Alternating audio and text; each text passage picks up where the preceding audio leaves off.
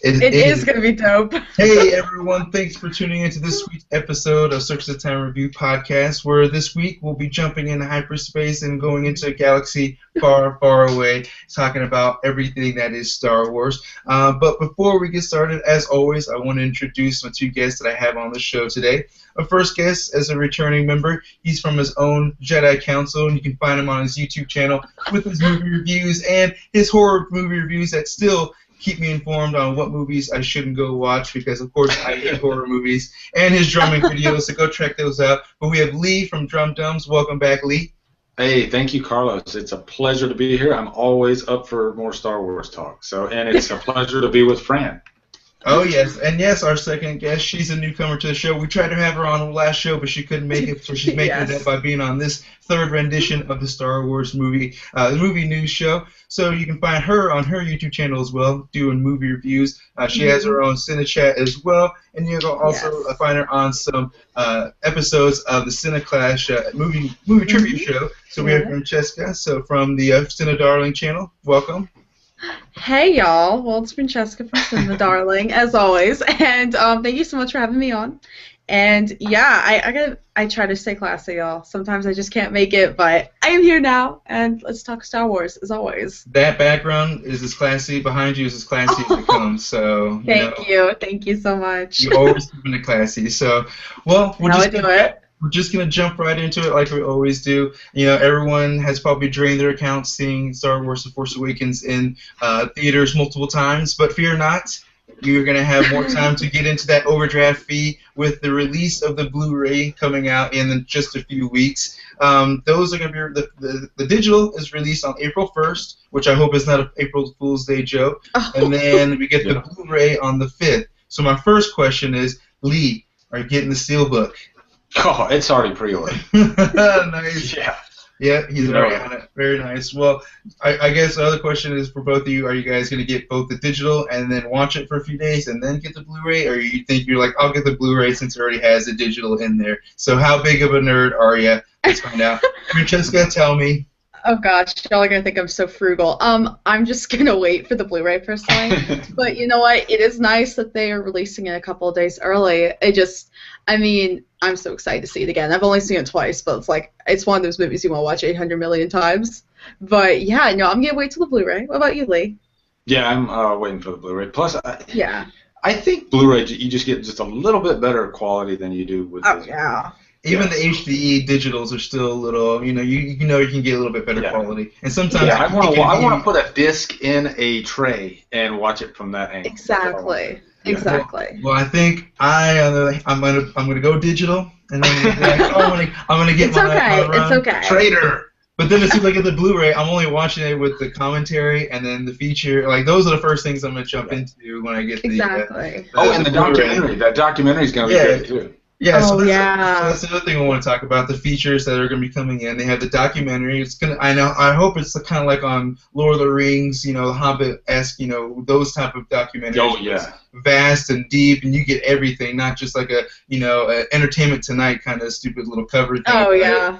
No, I hope it's a little bit more in-depth, but from what I heard, the deleted scenes, they're going to have the snow speeder chase, so you guys kind of, the one that's kind of cut out at the end when Rey has Finn's jacket on, you don't know how she got it. There's a speeder chase right there. Kylo Ren in the Millennium Falcon.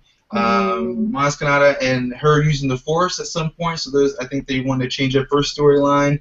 And then when Rey was watching, when you could hear Vader and Luke fighting in one of her Force memories. So there's a few of those things that are going to be added on. What are you guys looking forward to the most?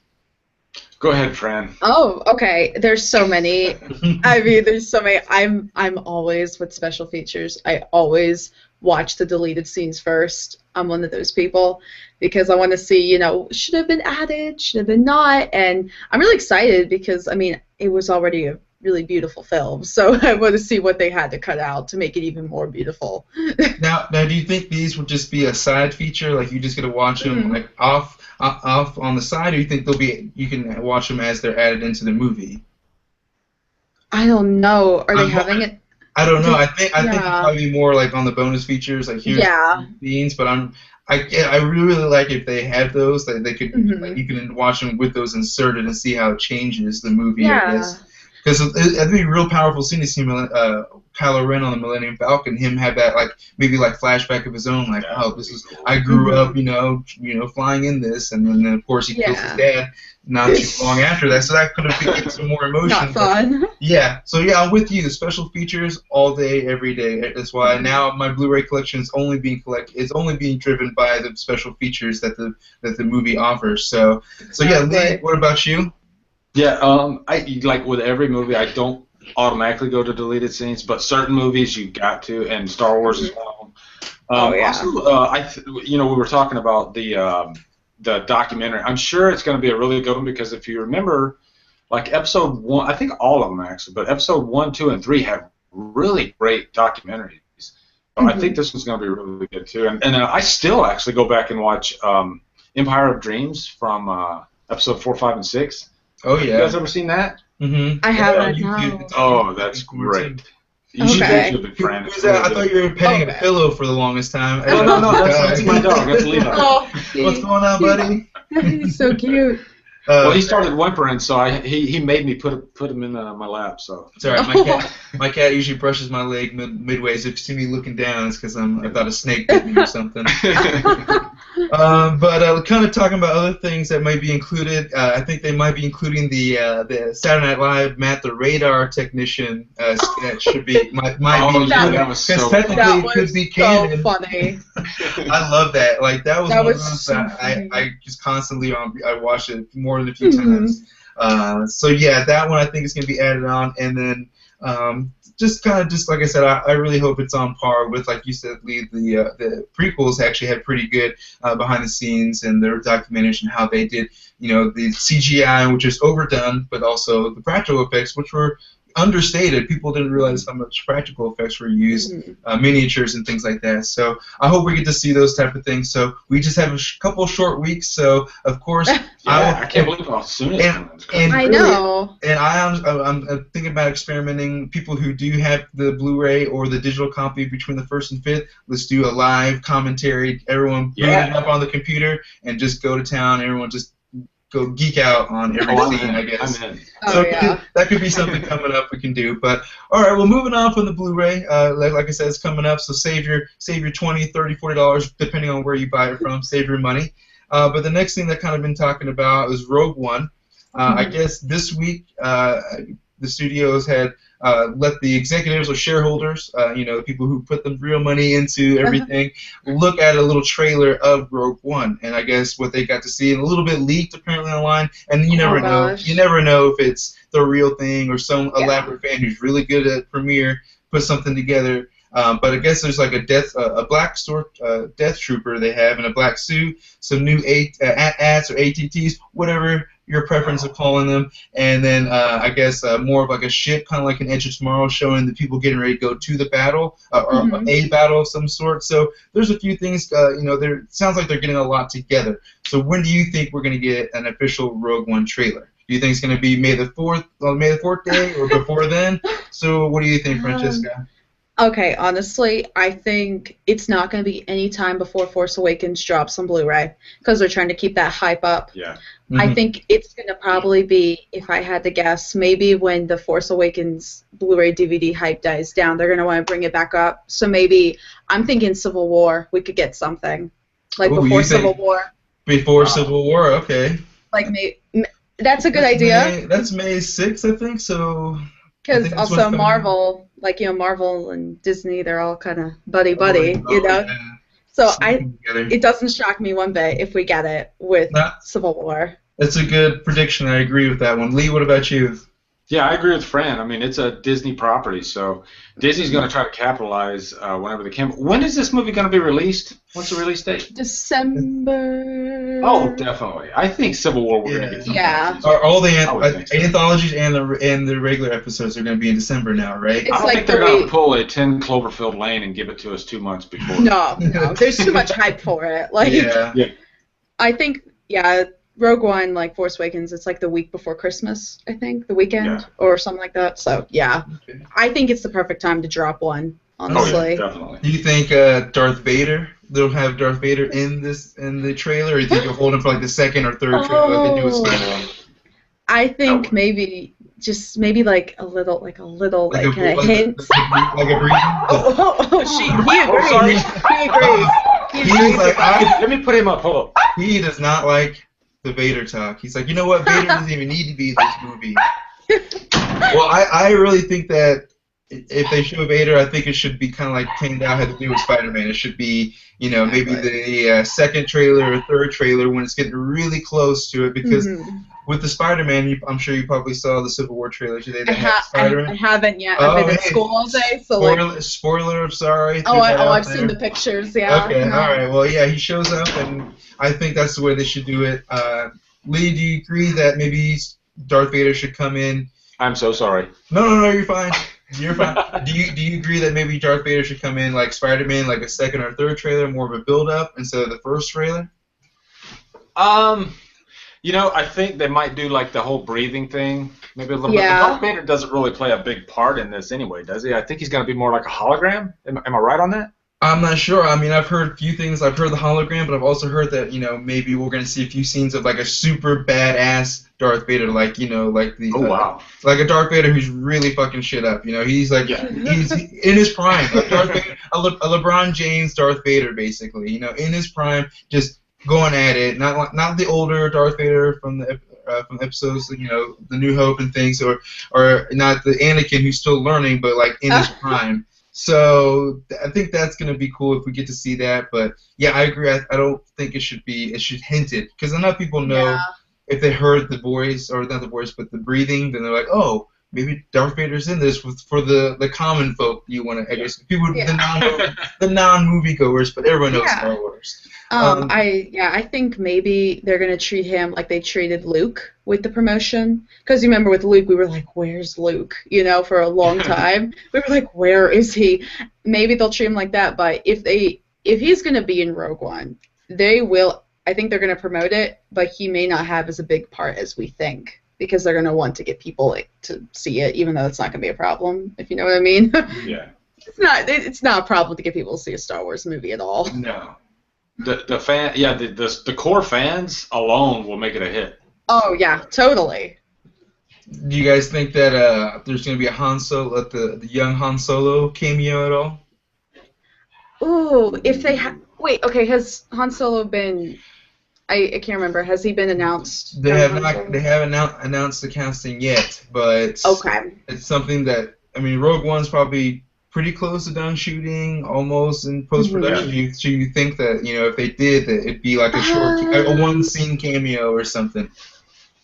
I wouldn't be surprised. Yeah, I wouldn't be surprised. The current landscape of cinema is a like shared universe type environment, so I could totally see them doing that like they do with Marvel, and it would be cool to just see Han Solo kind of pop up and then pop back out. So I wouldn't doubt it. I just hope that he's not like there to help him with the whole getting the Death Star plans. Like I hope he just, like you said, he's just kind of in and out. This is the guy. This is the new guy, and then and then you'll see him in the new movie. But I hope it's not like it's like an exposure. It's like an exposure, just to be like, this is young Han Solo.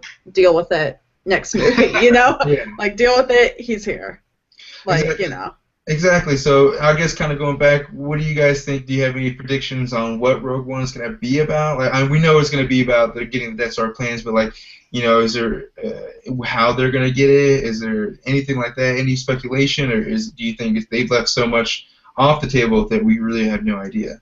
Oh, I think they've left so much off. We're not going to know, because I think with Star Wars, they're very good with having the twist and everything.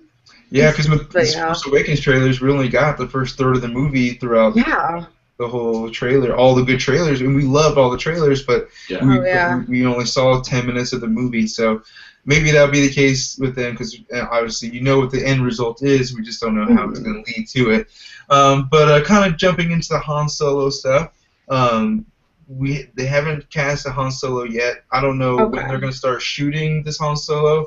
I know Lawrence Kasdan is obviously the one who wanted to write. He picked to write this one. I think that's right. And they haven't cast it yet, and they have to do it soon if they're going to have a Rogue One cameo. But who do you think should be cast as a young Han Solo? Who would be your top 3 people to be cast as young Han Solo? So Lee, what do you think? Oh wow, that's a tough one. There's an actor that was on Vampire Diaries that looks a lot like Harrison Ford. Ian Somerhalder? No, not Ian Somerhalder. Paul Wesley. He's got not Paul, not the main characters, but he was one of the. He was a kind of a brunette type guy, but. Okay, I don't watch I think if you see him, you'll know who I'm talking about. But yeah, there was some speculation of him actually, being. But I don't know if that's going to happen. As far as any other two, he's the only one I've actually thought about. We can keep it at one because actually I can only think of one. So we'll play by my rules. We'll just go one because I can only think of one as well. So the guy you said from what show was he from? Vampire Diaries. Oh, okay. Vampire Diaries. All right, Francesca, what about you?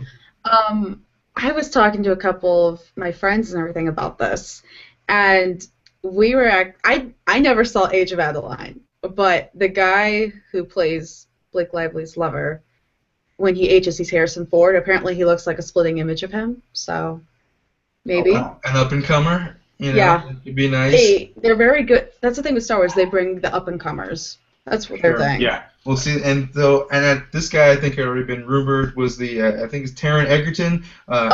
Yay! From Kingsman. Kingsman, yeah. Oh, I love him. I love him. Like he could be. Yeah, he could do it. He was like the first, he was like one of his first movies, I guess, Kingsman. But man, I was like, man, this guy's he's just oozing with charisma. Like he's just kind of has that aura about him. So like. Yeah, I was like, when I heard rumors about him being cast, I'm like, that would be spot on. Like, he'd be great for it. So I think, maybe they could circle back and go back to him because I think he'd be great. I'm not sure about, like, how he does with, I guess, the Eddie the Eagle. I'm not sure if he had to lose his accent. I never saw it, Did he lose his accent for that? I'm not sure how well he does with the American accent. So you have to get kind of some of that Harrison Ford accent going. So I think he would be good, but your guys' choices are just as good as well. So anyone's guess. It's anyone's guess at this point because they haven't announced it. But the recent news about the Han Solo movie is that they said that the Han Solo movie apparently is going to be more origin story about how him and Chewie met. Yeah, and where that situation came from. So what do you guys think of that? Do you think it's necessary, or do you think maybe they should focus on like the Kessel Run, his legendary story in the Kessel Run? What do you think? What do you think, Francesca? Honestly, I'm perfectly fine with seeing how Chewie and Han met. That's just that's a best friend duo you gotta know the origin from. It's probably like a really funny way how they met or something. But I mean, like you said, it's gonna be an origin story, so I guess maybe we're gonna find out what he's been doing all the way up until he meets Luke and everything. I don't know though, so you never know really. Yeah, no, origin story. I mean, we're used to origin stories, but I guess instead of I'd rather it just be their friendship. I don't want to be like a Han, a super young Han, I guess, and showing up at random spots and somehow him and Luke were friends. I guess I don't know, some weird thing like that. But yeah, if it's like an older, middle-aged or young adult Han who meets Chewie and they go from there, like the life debt, I guess is what it's based off of. Like Chewie owes Han a life debt for saving him from something. I guess it's explained in the comics or one of the books is canon. Not sure if it's canon actually, but they have a story behind how his life debt came to be. So I'm not sure if they're going to borrow from that or if they're probably more than likely just going to create their own story and go from there. But Lee, what do you think? I'd like to see them take little nuggets, from Han in the original trilogy and, like, maybe throw some Gundar in there and, of course, do the Kessel Run and all that stuff. But also, like, just build, character build as far as Han is a badass. You know what I mean? Yeah. So I'd like for them to pepper it, okay, this is why he's a badass. Where does he come from? You know what I mean? Where does he get his badassery? Exactly. Yeah. And I think it could be shown through saving Chewie and having the Kessel Run, and them doing that together possibly, and then going off and doing their smuggling together. So yeah, I think that could be a good way. I just don't want it to be a true origin story from a kid we meet Han's parents and things like that. Like I just don't want it to go that far. But if it's a young adult, go from there. I guess that could be fine. You have to be fine with it because it's gonna happen. So yeah, I say treat it like Guardians of the Galaxy. You know what I mean? Yeah. It's a space opera, but it's really fun. And I think Han Solo could carry a movie like that. Oh, do you think Star Wars would ever do have like a 70s soundtrack like that? I wouldn't go that far. Yeah, they go that far off the rail. I don't know. I doubt it too. So, but yeah, no, I think the vibe itself, like you said. Oh, while we're talking about Han, also Jabba the Hutt, would he be? Oh yeah. I don't know. Because yeah, because there's a lot going thing with Han Solo. Yeah. So, Exactly. In A New Hope, when they have that meeting by the Millennium Falcon, he the dialogue seems like they've had a past. He's not like a one-time thing. You've done, like Han, you've done so many good things for me. This is why do I have to kill you now, kind of thing. Yeah. So, yeah, showing their past, that'd be cool too. So yeah, the more I think about it, I guess the more I am open to it. There's a lot of things that you can have a little bit expand on instead of creating a new story. They can expand on existing stories and kind of make that a little bit better, because I think that'd be more draw attention as opposed to being like, this is a brand new story and how Han came to be. I'm like, no, just tell us how these myth stories happen, because I guess that's be the only entertaining thing at this point. Yeah, like how they connect with the original trilogy. Exactly. You don't want to make it too much fluff to the point where it's like, okay, I just want to know how, what happened here to get to here, to get to here. Yeah, it would be kind of cool if they just dropped you right in the middle of one of Han's smuggle runs. One of the smuggle runs, something like that. Just drop you right in the middle of that, and then just hang on. You know what I mean? And then that'd be kind of cool. Yeah, I mean, I got faith in them. I'm sure they'll come up with a good idea. It's not going to be like you said. I don't hope it's not fluff, but I think it's going to be something they're going to have. They know the fans weren't asking for this, so we're going to have to. They're going to have to give us something good. So, all right. Well, moving on from the Han Solo news, or just kind of some random news that's been going on in the Star Wars world. The first thing, J.J. Abrams kind of did a little backtracking on his decision on, I guess, after the death of, spoiler alert, after the death of Han Solo, when Chewie and they return back to the base, Leia and Chewie make no connection whatsoever. Yeah, they walk right by each other. Yeah, that's weird. And so I never noticed it actually until they brought it up. I noticed it. I totally noticed it. So J.J. Abrams going back, I really wish we could have some acknowledgement between the two, so it can show that emotion that because they were all those years she always showed him love and back and forth. So I didn't notice it, but Francesca, you noticed it in the theater when you watched it, or when? The first, the first viewing, I noticed jaw dropped, you're like. I was like when they get off and everything, and she's talking to Rey, and you just see Chewie in the back. I'm like, what's going on? Like, y'all known each other for 40 years. There's nothing. I didn't even notice that, Fred.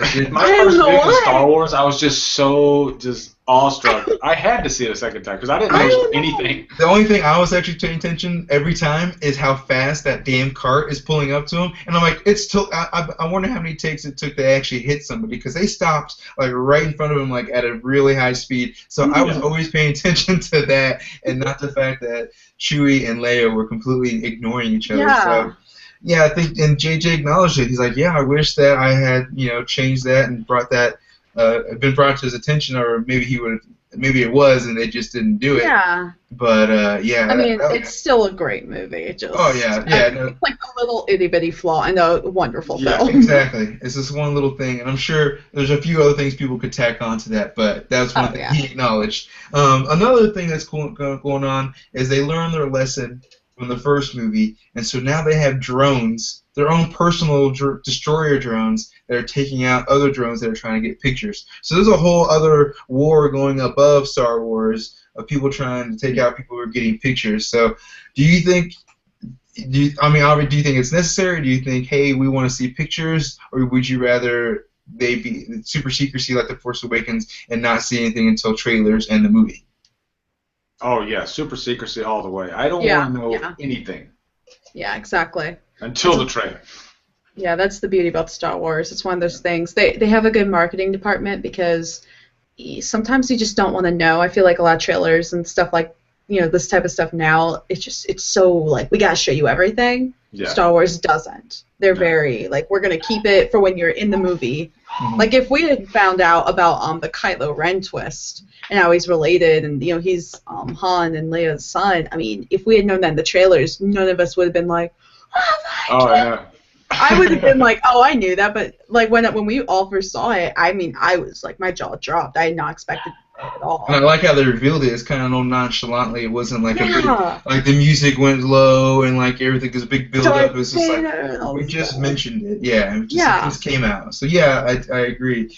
So yeah, I hope the secrecy stays the way it did for The Force Awakens, because yeah, I can imagine it gets annoying while you're trying to shoot a scene and you hear or see nothing but drones above you trying to get pictures, and we get pictures that are in context, so it's kind of like it kind of takes you out of the movie when you already seen the scene when it's not in with the context of the scene itself. So it's like, oh, I saw that 6 months ago when it was, you know, an aerial view of that. Yeah. So yeah, I agree. When I saw some stuff in The Force Awakens and I saw it in the movie, I'm like, I saw that a couple months ago, and now I'm kind of like, I know how that was not a real thing, or the movie magic is gone. I want that to be after the fact, not before. Yeah.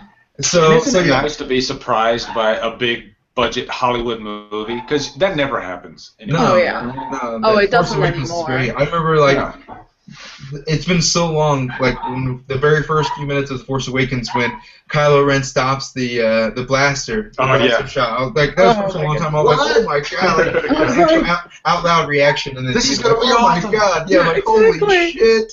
This is the first 3 minutes of the movie. So yeah, Exactly. I hope the secrecy does keep that kind of thing intact, so we can enjoy all these new things that we're going to see from, you know, Rian Johnson and other directors who are getting a shot. So that is a nice segue into our next thing, which is going to be Episode 8. So Episode 8 apparently has been in production for a little bit. They're back on the island. They've released a little teaser not too long ago with Luke and Rey. So what did you guys think of the little teaser? It's about 8 seconds or 30 seconds worth of footage, but what did you think of it? Just seeing them back at it. I was like, can I have it now? I guess they're saying it's a continuation. Like this Star Wars is going to start off right where it ended, not usually. Oh, that's nice. They start a few years after or a little bit after. This one's going to be like boom, right where they left off. I guess so from where they left off, leading off that question. What do you think? Do you think they're going to do? Rey and Luke are going to do training, or do you think they're going to be going on missions? What are you guys are speculating on that? Oh, probably maybe training, maybe. Yeah. I think there's a lot of speculation on if they're related, and I'm on that train. I totally think they're related, and I mean I think it also could be like a parallel to Empire when Yoda's training Luke, maybe something along the lines. But I mean I like that they're starting right like where Force Awakens left off. You know, there's not a lot of time that's passed. That's always nice. Definitely. I'm glad that it picks up right where it left off. Like Fran, I think they're going to do training. Let me go ahead and give my thoughts on Episode 8 so far, because I have some things to say. Rian Johnson is directing this one. Holy shit, this is going to be awesome, because he directed freaking Looper, he directed Brick. This guy knows the dark side of things, and this is a middle chapter in a trilogy. Empire Strikes Back, anyone? Yep. This is gonna be This is gonna be dark. It's gonna be gritty. It's gonna be great. I think it's gonna knock everybody's socks off. I really do. Apparently the screenplay. People are saying that they're shocked that Disney is even allowing them to go with what they're going with. So I'm like, what did they put in there? I know. Like now I'm wondering. But of course, it's gonna get an R rating. Yeah, of course, I'm rating Star Wars, but it's still going to make like $8 billion. Yeah. Well, I'm excited because, like you said, Lee, it's going to be a dark film, and we got like our amusement park ride for our first one, and now we're going to get like, you know, the dark tunnel. Now we're going to be like, okay, what's going to happen? Like some people may die, some people may turn on us, or there's going to be a twist here and there. So this is, like you said, this is going to be the dark one. This is where things are really going to start going off the rails for the main characters probably, and we're going to get some new side characters, especially since the big Death Star, the third Death Star is gone, so I wonder, you know, how the First Order is going to be, you know, moving about now. Yeah. So that's Ryan. Like you said, Rian Johnson. I'm excited for him to be directing this because at first I was a little speculation. I was like, oh, you know, why do they always give it to, you know, people who not tested but just like super young directors? But no, like these guys. they know what they're doing. I have like complete JJ, faith. yeah. Yeah, JJ, Ryan, and then we have Colin Trevorrow, right? Yeah. He's the only one I might have, some. Yeah, I'm kind of on the fence on that one. Well, what has he directed? I forgot. Jurassic World. Jurassic World. Oh, yeah. Of course, I forgot that. No, he was also getting a lot of help from Steven Spielberg as well, so it's like I give him a lot of credit for that, but I think he also was going off like a template of some sort from Steven Spielberg too. Yeah. I think he might be better for the last chapter of this. Like, True. I don't think he'd be that great for the middle chapter. Yeah, exactly. As long as he doesn't greenlight Ewoks for the third chapter. No. That's what I think. I think there's more to Kylo Ren too. Like he's still really young. Sith. So yeah, I think we're gonna find out some pretty startling things about Kylo Ren down the road. Well, he's still got to be trained. Like, I mean, we all know he's still in the middle of his training, so that's what this next movie is going to start out. Like, Snoke had what's his face go grab him from the plane that's about to implode, and so he's got to complete his training. So maybe we're going to get a little bit maybe a cut back and forth, like one Grey's doing her training while Kylo Ren's kind of like Rocky IV, the Rocky doing their training montage. So we could get something like that where they're punching. That would be meat. great. They're both punching meat and doing stuff like that. So it could happen. Give us that. It could happen. So yeah, I think training is probably something. Unless people were saying that her mind could be unlocked from the training she had before, if that's possible, and they could just go on missions from there. But I think the training is something, like you said, Francesca, to parallel Empire Strikes Back and how that kind of went. Because I hope they don't go too many beats like they did from Force Awakens. But I think they knew what they were doing, and they know, okay, now we got people back in. Now let's get creative and do our own thing and go from there. So exactly. I'm confident that's going to happen. I guess the other thing too now that Luke is finally going to be a big part of this movie, we're definitely going to start seeing him in the marketing. So you guys excited to start seeing a bunch of Luke marketing?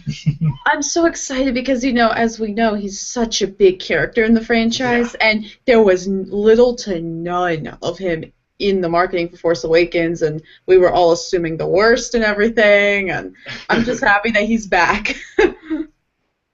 I just want to see a big Luke like a big Luke Jedi fight. Oh, I want to see that. Oh my gosh, yes. And I got a feeling we're going to see a lot of that, actually. So. I mean, Mark Hamill, they made him look old, but he's still limber. He's still going to be able to pull off some moves. So Plus, if you remember the original trilogy, a lot of the Jet, they were old. Obi-Wan Kenobi was old. He was. Oh my gosh. Yeah. Well, I guess they're almost the same age now. Luke, Mark Hamill is as. True. I think they pointed that out that their age is very similar. That's so weird to think, though. Yeah, it is. That is weird. It's very weird. Because you see him as this younger, not teenage, but younger kid, and then now it's oh, wow, you're old. He's got that boy face, and now he's got the man beard, all scruffled and weathered. He's all like a shepherd or something. Rocky's the same age as Mickey now. Same thing. Yeah. My wife and I went through a bunch of the Oscar movies this past weekend, and Creed was the one that made me cry the most. I was like, Rocky, no! Beautiful. So yeah, I just kind of hinge you back on Stallone. Yeah, so trying to go back on other things here. Seeing what else we had. They just started shooting in some other places, like I guess New Brunswick. This March 9th. Yesterday they started shooting. Like I said, the security's been beefed up. Oh yeah, Benicio del Toro. Is he going to be in this one? Is he supposed to be, or is he supposed to be an anthology? Same with Laura Dern. I think they're in the same one. Okay. I don't know though. I know he's supposed to be a villain, but I wasn't sure if it was for. Yeah, I'm excited though. Benicio del Toro. I mean, if he did Sicario. Yeah, I was gonna say Sicario. It was the second time I watched that movie that really made me appreciate his acting in that movie. I was like, yeah. It's like, because at first I really didn't know what the hell was going on. I was like, wait, they used her? Who was they using who? I was like, what's going on? And then really watching what he was there for, and then his whole purpose. Yeah, he's gonna be a really good bad guy. Yeah, he's gonna be great. So yeah, but the crazy thing is, they have him in Star Wars, and then he's going to be the Collector. It will probably be in Marvel for Guardians of the Galaxy 2, maybe, or for another spin-off movie. So he's getting himself back into those franchises, so he'll be around for a little bit. Yeah. And he's got an Oscar too, right? Did he win an Oscar? Usual Suspects. Was he nominated for that? I think that sounds about right. It wasn't for Pee-wee's Big Top when he was the Wolfman, but it wasn't. But that was definitely class. It was crazy too when he was cast for the Wolfman updated one too. I was like, didn't he already do that once before? But yeah, I'm excited to see him because I think from watching Sicario, the collector piece he did, I liked it, but there were some parts a little comic booky. It's just a different character, It's kind of weird. But like I said, I think his acting chops will be just fine in the Star Wars universe. But I guess one of the other things I want to talk about is this we kind of hinted on earlier. Do you guys think we're going to get an R-rated Star Wars anthology, or even down the line, episode 14 or 15? I guess if they try to get ambitious down the line at all, do you think? Absolutely not. No. Especially if they're working with Disney. And the other thing is, the other thing is, obviously, I think even if you were to have a hard R-rated Star Wars film, it would still make money, but you would probably get like a quarter of it not coming in. And also, I just feel like that's not Star Wars' tone in a way, if that makes sense. Like, Star Wars is fun. Like, people, like, I have this one friend, he was like, Guardians of the Galaxy for the humor should have been rated R. I would have loved to see that. I'm like, no, I like that, the humor for Guardians of the Galaxy is funny, but it wasn't like crude or sexual. No. It's like Star Wars is fun and adventurous, but it's not gory and bloody adventurous. If that makes sense. Like, I like how it has the PG-13 rating. Like, I just like that. Or the PG, like the PG rating's okay, but like that PG-13 rating is perfect for Star Wars because it's like, you're getting exactly what you want. We could have blood coming out of like Finn's back when the whole like thing like I was like, whoa. But still, I like how it is. It's just right. You're right. The environment. We're there for the environment and for the world that's already built. And it's not built to be an R rating like you said. No, not at all. What about you, Lee? Yeah, you'd have writing if there was rated R because at its core, Star Wars is really first and foremost for children. That's what it started out as. Anyway, Star Wars. If you take that audience away, it'd be horrible. Yeah. No more toy marketing. Perfect. Oh yeah, and that was the reason, I think before George Lucas wanted to keep it as minimal as possible, especially and even not killing off characters because he wanted to sell toys. So like that's the whole bottom line for a while was, because they knew what the projected losses would be if they kill somebody off. If they maybe have an R rating now too, there's already projected losses for, you're like, we're going to make a lot, but we could have made this much if we weren't R rating, and so they're always going to look at the bottom line. They could have made more. And like we said, it's just not built to be R rated. And I hope people don't try to jump on the bandwagon with the Deadpool thing. Yes, Deadpool's awesome, but Deadpool's a character perfect for the R rating. Yeah. Not any other Marvel places. That maybe if he was in like X-Men and they wanted to give it rated R because Wolverine said a few things and Deadpool, that'd be fine. But if it was just like Deadpool coming in and bringing it up to be rated R, I don't know. I just hope we probably see enough videos where the trend shouldn't catch on. It should just be for the movies that really are necessary for it. We don't have to see R-rated movies for everything. Just like we didn't have to see 3D movies for everything for the last 5 years. Oh, yeah. I'm glad that's calming down. Yeah, it has calmed down. I remember back in, 2010, I think it was when Avatar released, everyone was like, every movie needs to be in 3D, and that's like, no, like, not every movie is made for that, Yeah. And I have a 3D TV, but I don't want every one of my movies to be 3D. You know what I mean? Some of the movies are just worthless in 3D. Are there any movies you've watched that you thought this is what it was worth it for this movie? What is there a movie that you've watched yet? The Star Wars: The Force Awakens had when they had the destroyer ship coming like out of the screen basically. Slow. That was weird. I was like, whoa. I think like 3D wise, I would say Gravity was perfect. Gravity was great. 3D. I loved it. One of my top, and I was that debris coming at you. It was crazy. Yeah. Because like you really felt like you were there. Gravity was the first one since Avatar that I was just like taken back when I was watching it in the theater. I was like, wow, this is great 3D. Exactly. Usually you don't get. You just like, it wasn't like they just tacked it on. You knew they meant for it to be like that. It was an experience. Like in The Hobbit, The Desolation of Smaug with the stupid bees, where like you're like, yeah. why is that even here? Like this is solely for the stupid 3D. Like has no part. And when you watch it regularly, you're just like, it's no effect on me whatsoever. So yeah, let's go through 50 minutes of the movie. Oh, well, let's throw something 3D at them. Okay, and then let's continue the movie. Or they had like one dwarf like walk like in front of everybody, but it's so obvious. It was like a different What's scene. this guy doing? It's like, oh my god, this is terrible. But yeah, I'm glad it's dying down. Star Wars did a pretty good job with their 3D. I didn't really have complaints with that one. Oh no, not at all. So yeah, no, there's some places I think studios have learned their lesson on the movies that actually need it, as opposed to like some indie drama doesn't need to be 3D. You know, like me and Earl and the Dying Girl does not need to be in 3D. exactly. But well, 3D. Yeah. Well, unless you guys have anything else you want, anything other Star Wars news you've heard of that we didn't talk about, you want to bring up at all?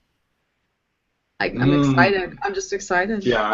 I mean, we're getting the DVDs in a few weeks, and then probably a few weeks after that, we're probably going to get a trailer for Rogue One. We're all going to be watching our behind the scenes and doing that stuff. I'm excited because Collider Movie Talk just uploaded their Empire Strikes Back commentary, so I know what I'm doing tonight. So I'll be watching that with them, doing that. But like I said, I'll be getting my digital copy, and then I'll be getting the Blu-ray and getting through those commentaries and features in no time. But if you guys are down or you're available, I am trying to get a commentary together, so maybe we can do a Google Hangout Star Wars commentary. So it's possible. Yeah, totally. But I'm already in. But if there's nothing else to talk about, then that should be end of the show today. I do want to thank everybody who checked out the video live and those checking out after the fact. I want to thank my two guests who came on today. Thanks for making the time today, both Francesca and Lee. Let them know where everyone can find you on the internet. Francesca, let them know where they can find you. Y'all can find me on CinemaDarling, and I do everything movie related, and so yeah, I mean like everyone else here, and so yeah, definitely come check out our film community. It's just such a dope place. It is so it's super like we're like the classiest like community of all of YouTube, like seriously. For sure. Do you have any upcoming projects you want to promote at all? Any upcoming videos? Man. I'm finally getting around to my top movies of 2015 since I've seen all the movies. Wow. I waited for. I know. You can combine it with the 2016 list too. I was waiting for Room because Room did not come near me, so it came out March 1st. Bought it. Spoiler. It's great. It's in there. It's great. I loved it too. So I waited for it, and I'm happy I did. I just saw it this last weekend, Fran. Me too. It was so good. We all watched it by the exact same time then. Exactly. And let's just say, good thing I waited. Well, great. Well, we'll look forward to the top list. We'll get you as soon as you get it out there. Lee, let everybody know where they can find you. Oh, I'm at Drumdums, but I just wanted to say, with what Fran said, I love this community. I really do. That's like an unexpected part of this whole YouTube experience. And it really is the coolest community out there. Everybody's so friendly to everybody, and everybody supports each other, and that's what I just love about it. But my upcoming projects, right now I'm actually in the middle of my Nightmare on Elm Street reviews. I just finished 1 through 3, so I'm working on part 4 here. So I'm having fun with that, though. That's good. Nice. Well, we'll check that out when it comes out. And yeah, again, the community, I definitely love everybody. The support is awesome. Everyone helps promote each other's videos. Everybody who gets love from each other. So I love it. That's definitely something unexpected. I didn't think was going to come around. It took a little bit, but once you start building up your, some of those followers and that circle comes around, it's definitely awesome to have. So I do appreciate everybody who's watching, who's in the circle, and everybody here as well. So I myself, you can find me at Circus of Time Review on YouTube and at Circus of Time on Twitter. Basically, I'm going to keep doing the podcast. I'm going to try to dedicate one podcast a month to Star Wars news. So we're having people back on. I think next month we've already planned out could do a Star Wars commentary. So join in on that. But I think on top of some throwback reviews I'm also going to start doing some sort of like mini videos on actors who maybe fallen out of the business or actors we haven't heard from in a while. So short little bios on them just to kind of get people caught up if you haven't heard from some people. So we'll see how that goes. But again, thanks everybody for tuning in today. Thanks Lee, thanks Francesca for being on, and we'll see you guys next time, and be excellent to each other. Stay classy. Stay classy. Classy as always.